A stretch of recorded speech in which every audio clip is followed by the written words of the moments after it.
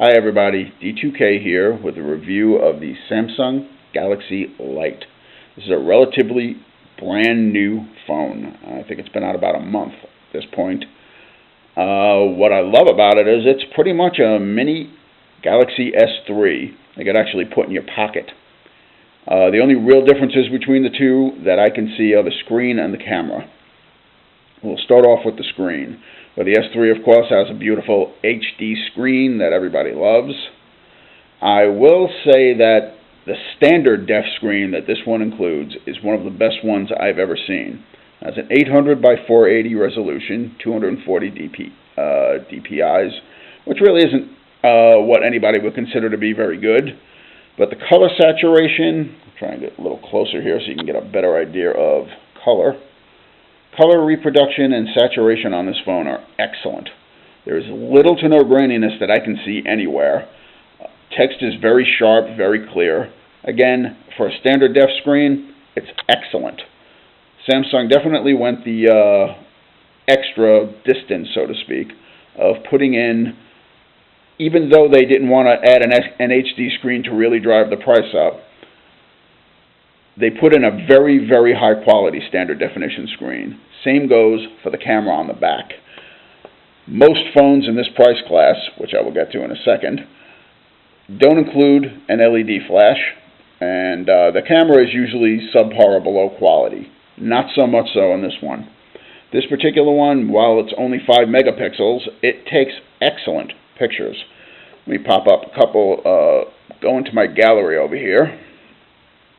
Let me go into, I had just gone to Salem, Massachusetts, and went on a tour and took a bunch of inside shots on purpose with this to give you an idea of how clear and how crisp the color is when using the flash.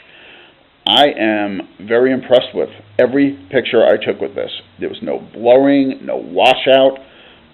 Faces came into focus very, very clearly. Again, just a very, very nice camera for indoor shooting, and I added one additional outside shot of myself so that you can get an idea how it looks outside, and I'm going to get as close as I can with this so you can really get the detail. There is a lot of it. Again, for a 5 megapixel camera, this is one of the better ones I've used, period. Again, Samsung did not skimp on the quality of what they did put in this phone. The biggest and best part spec-wise on this is the almost identical processor that is sitting in the S3. This one is called, from what I can tell online and from what I've been reading so far, nobody knows what the name of this particular processor is, but everybody's guessing it's simply mildly updated version of the one in the S3, which is the Samsung Exynos 4. 4412 variant. It's the closest thing we can come to in figuring out what it was. Antutu seems to back it up a bit by showing us that they think it's an MTK MT6572, but the Mali 400 multi-core processor kind of defeats that, kind of proves that it is not that particular one. Another thing I happen to like about this, and that really makes me think it's a Galaxy S3 clone in a smaller body, the Antutu scores. They're almost identical, literally. The S3 is 17956. This device is 17390. I mean, the numbers across the board are almost identical, no joke. So, again, from what I can tell and from what I've seen on here, the processors are identical. Quad-core, outstanding speed. Nothing on this phone is slow. I mean, there is absolutely no lag anywhere on this phone. Playing games, playing movies, nothing slows this phone down. I'll give you an example of gaming capability. I loaded on a little one called TurboFly HD. Give you an idea how loud this loudspeaker is. Listen to that. That is really, really loud. I have to lower this thing down to almost half in order to play a game. I did not set this up to use the accelerometer that's built into it. Instead, I just decided to go with touching the screen in order for turning. I kind of prefer that in many race games if it's available. The G sensor on here is excellent though and works very, very well. I actually utilize it for just about every racing game out there. That's my favorite type of gaming. So I can honestly tell you, as you can see right here, it works beautifully. Smooth, got into the game in seconds. I mean, again, no lag, no slowdown. Not going to find that on any phone in this price range. Getting to that particular price, this phone's only $150. I kid you not. Technically $149. I had bought this off of HSN. Yeah, that's the Home Shopping Network. This is the best price I have seen on this phone and for this phone. T-Mobile actually has this phone on their site for $240. So that $150 price point is excellent. I've had this phone for 2 weeks, and they have had this promotion. It looks like it is going for over a month already. It looks like that will be their permanent price on this phone. So I'd hop on over to HSN and jump on this thing before they decide to come to their senses and realize that this is a much more expensive phone than that. Across the board, there is nothing I can say bad about this phone. You can go online with it effortlessly. I'm actually going to show you a little example utilizing YouTube online. I actually find that it loads very quickly. That's thanks in part to the fact that for this $150, you're getting a 4G LTE radio built into this thing. I am very, very impressed with that. I really am. As you can see here, it gets into YouTube very quickly, doesn't slow down at all. Let me pop on Godzilla trailer just to give you an idea how well this handles video online. Here we go. Gentlemen, you are being penned in by a halo jump. I realize not all of you have had hands-on experience. Keep in mind, this is not the YouTube app. This is YouTube online. Frankly, none of us have ever faced a situation quite like this one before. Smooth, quick, goes right into it. No slowdown, no lag, no nothing. I would not be asking any one of you. Let's get to the end of this on purpose because this is all we want to see anyway.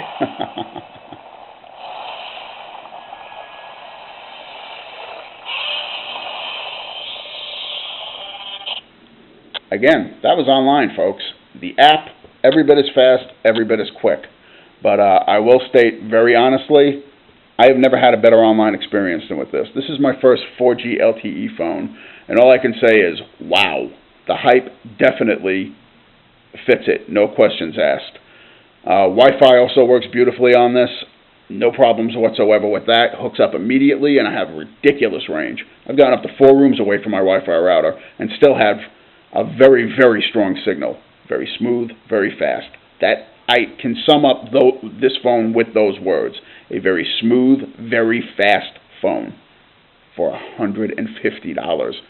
You're never going to get... honestly, the inevitable comparison to the Moto G from Motorola, guaranteed, I don't think they compare. I really don't. I think this is a better phone. Simply because in the United States, 4G LTE is the standard here. 3G, it's near dinosaur level here. And 3G is as good as that phone gets. The G just doesn't go any faster than that. It might have a better screen than this, but they both have quad-core processors. They both have a lot of power going for it. And right now, this phone is quite a bit cheaper. Again, don't say, oh my God, it's got a standard definition screen. I have to avoid it. I have to avoid it. This is an excellent standard def screen. There is nothing about this screen that is bad, period. Do not let the HD hype, as I like to call it, sway you from buying a great, great phone. You really will kick yourself for doing that. This is, at the very least, is worth checking out and seeing if you can. It is an off-contract phone. Comes with its own little SIM card if you want to, but I'm currently using this on contract with T-Mobile right now. Can it be unlocked? I don't know for sure. But I mean by that is I have read one review that states that it can be.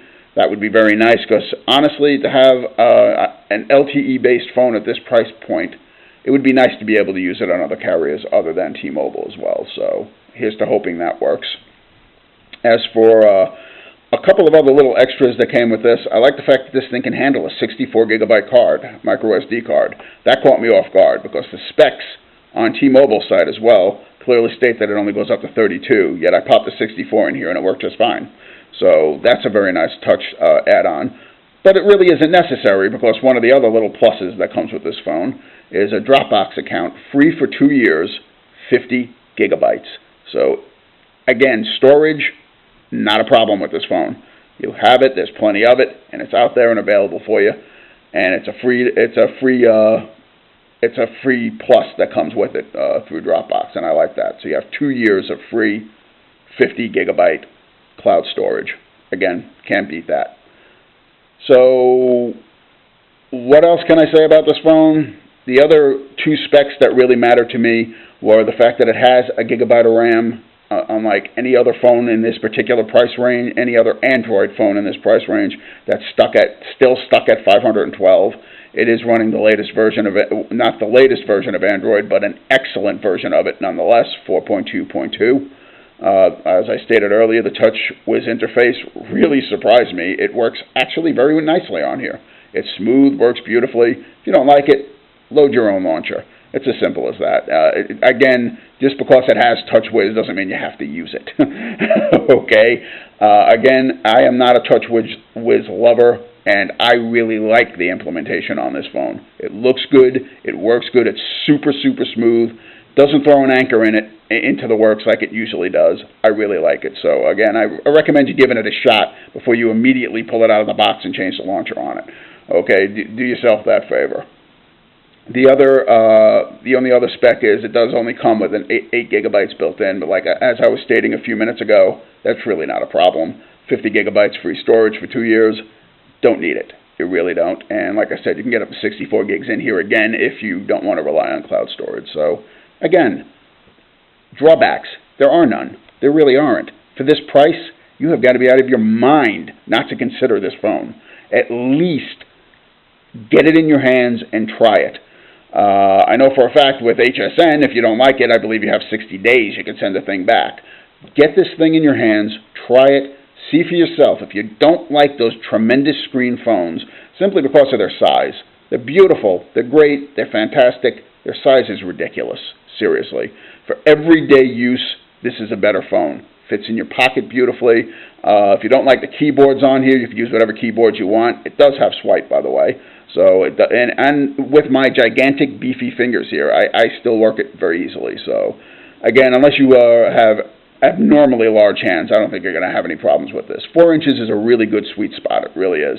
It's not really small and it's not tremendous, but it fits in your pocket real nice. Big plus on this phone in my book. If you have any questions at all about this phone, ask below. I will answer to the best of my ability. Thanks for watching.